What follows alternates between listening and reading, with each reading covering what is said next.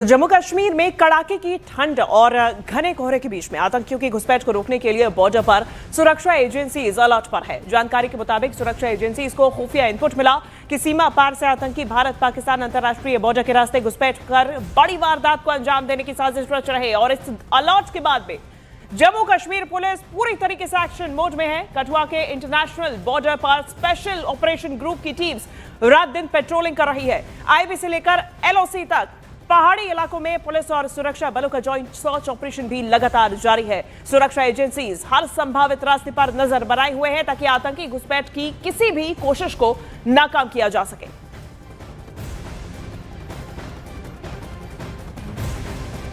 जम्मू कश्मीर में पिछले कई दिनों से लाइन ऑफ कंट्रोल और अंतर्राष्ट्रीय सीमा पर व्यापक सर्च ऑपरेशन चलाया जा रहा है। ये search operation Jammu Kashmir police के एसओजी जवानों द्वारा चलाया जा रहा है। मेरी मौजूदगी इस समय कठुआ इंटरनेशनल बॉर्डर पर है, जहां पर सबसे ज्यादा घुसपैठ की खबरें मिलती हैं।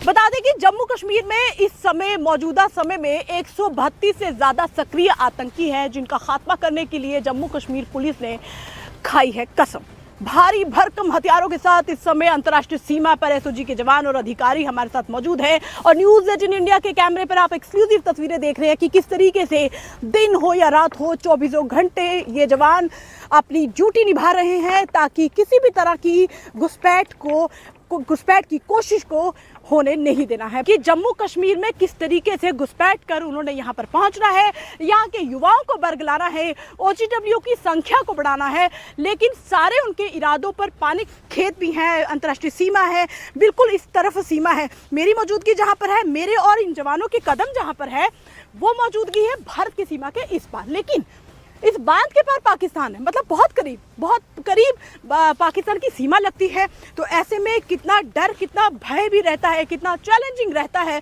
इन जवानों के लिए कि कैसे उन्होंने सर्च ऑपरेशन का हिस्सा वो बनते हैं, पेट्रोलिंग को दिन रात करते हैं ताकि किसी भी तरह की माइन यहाँ पर अगर हो तो कैसे अपने कदमों से कैसे उसको जांचना परखना है कि किसी तरह का हथियार, किसी तरह की माइन एक्सप्लोजिव यहाँ पर कोई चीज़ें तो नहीं है जिससे कि बेहद ज़्यादा मुश्किलें जो कि वो हमें आए।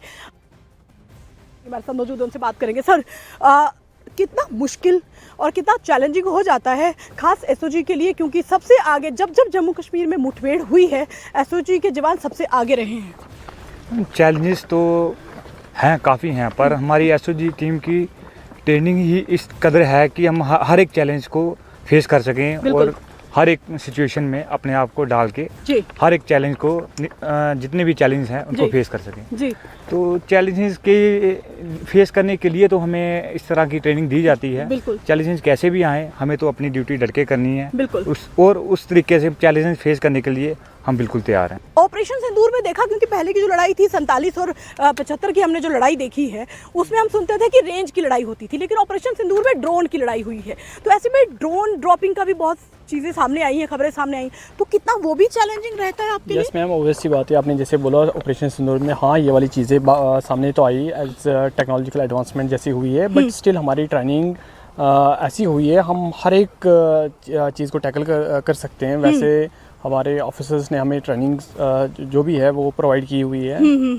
और बाकी हमें जैसे स्पेशलाइज्ड टीम्स, स्मॉल टीम्स वो बनाई है, उसमें हर एक जैसे स्पेशल कोई ड्रोन चेकिंग के लिए उसके लिए अलग चेक चीज़ें, और हम पेट्रोलिंग कम सर्च होता है, उसमें हम अभी अपना टाइम दे रहे हैं, उसमें हम ये कर रहे हैं। तो ऑब्वियस सी बात है, we are sufficient, we are capable